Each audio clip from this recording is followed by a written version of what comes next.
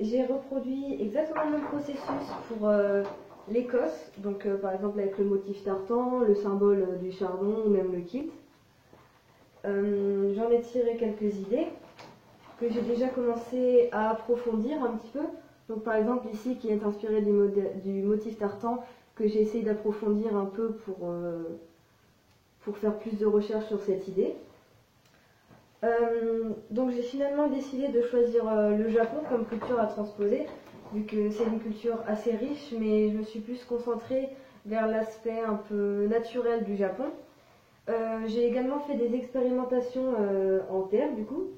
Donc par exemple ici qui est inspiré des intervents japonais, ou même ici la fleur de sakura assez légère, etc.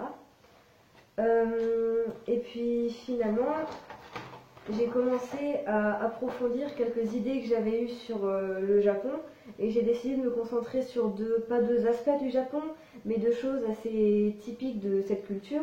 Donc la fleur de sakura qui est la fleur de cerisier, et la grande vague de Kanagawa de Hokusai, donc avec sa forme assez arrondie, assez surplombante, etc.